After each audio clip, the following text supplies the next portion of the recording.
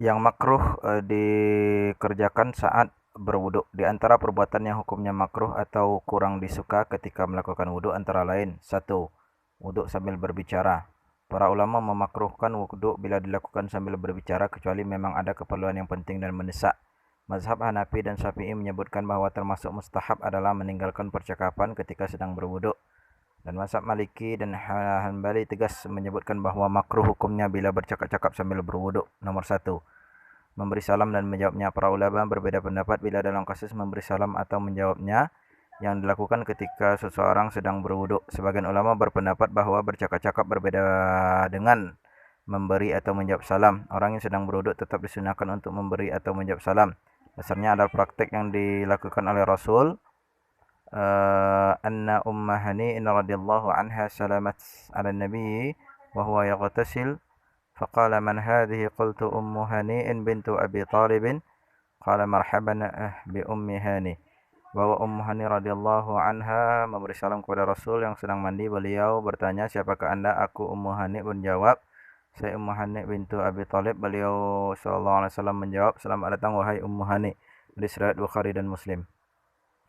Namun ada juga pendapat yang tetap memakruhkan orang yang sedang berwudu untuk memberi salam atau menjawabnya. Di antara yang berpendapat demikian adalah Abu Al-Faraj dari kalangan ulama mazhab Hanabilah. Nomor 2.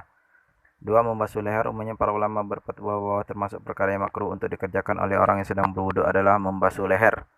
Mazhab Maliki, Syafi'i dan Hambali memandang bahwa perbuatan membasuh leher bukan termasuk bagian dari ritual wudu. Imam Nawawi menyebutnya sebagai bid'ah, sedangkan mazhab Maliki menyebutnya sebagai bahwa perbuatan itu termasuk ghulu atau melebih-lebihkan agama yang tidak ada dasarnya dari sunnah Rasul. Nomor 3. Namun ada juga sebagian kecil ulama yang memandang bahwa membasuh leher termasuk bagian dari sunnah, namun pandangan ini agak menyendiri dan tidak banyak disetujui oleh kebanyakan ulama. 3. Membasuh kepala 3 kali. Yang disyariatkan dalam wudhu dalam mengusap kepala hanya 1 kali usapan saja, sehingga bila ada yang mengusapnya 3 kali atau lebih, hukumnya makruh menurut para ulama karena tidak ada dasarnya. Hal itu diteruskan dalam mazhab Hanafi, Maliki dan Hambali. Nomor 4. Boros air. Meskipun seorang berwudu di sungai yang airnya melimpah, namun sikap boros dan berlebihan dalam menggunakan air ketika wudu tetap merupakan perbuatan yang makruh hukumnya, apalagi bila dalam keadaan biasa atau masalah kurang air.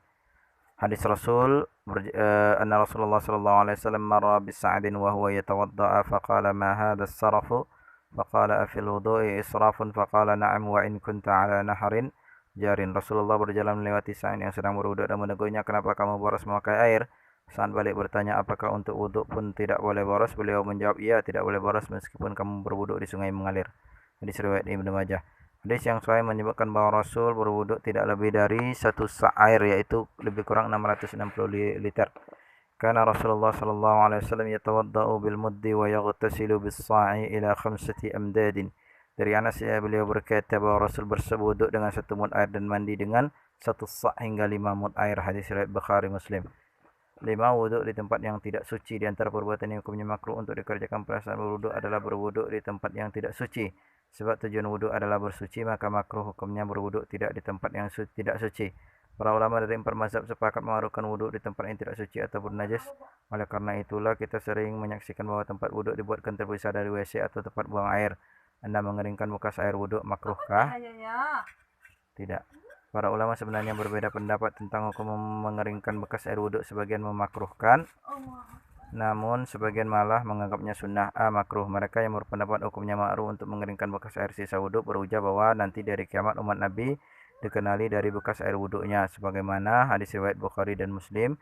Sungguh umatku akan disuruh pada hari kiamat dalam keadaan bercahaya karena bekas wudunya, maka siapa yang mampu melebihkan panjang sinar pada tubuhnya maka lakukanlah.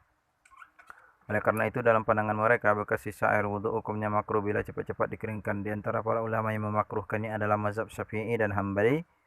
Mazhab Hambali menyebutkan bahwa meninggalkan bekas sisa air wudu pada badan merupakan keutamaan.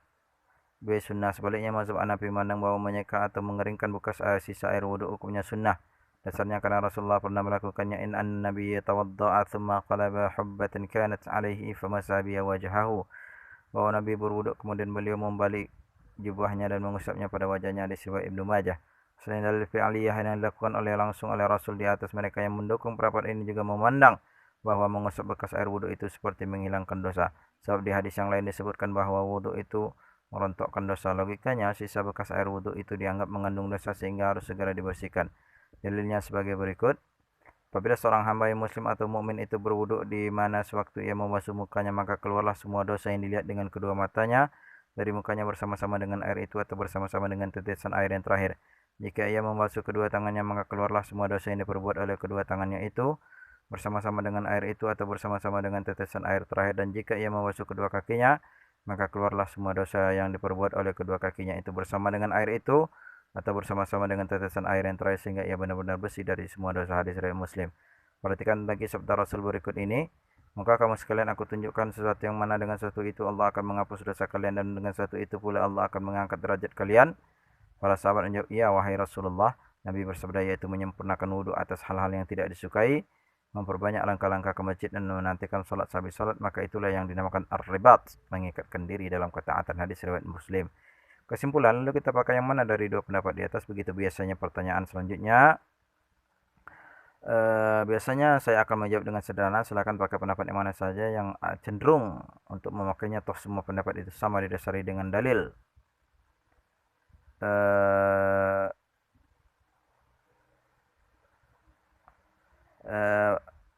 Maraja: 1. Al-Fatawa Al-Hindiyah jilid 1 halaman 8. 2. Al-Insaf jilid 1 halaman 38. 3. Ad-Durr Al-Mukhtar War-Raddu Al-Muhtar jilid 1 halaman 84. Yang keempat, Asy-Syarhul Kabir ma'a Hasyiyatud Dasuqi jilid 1 halaman 89-90.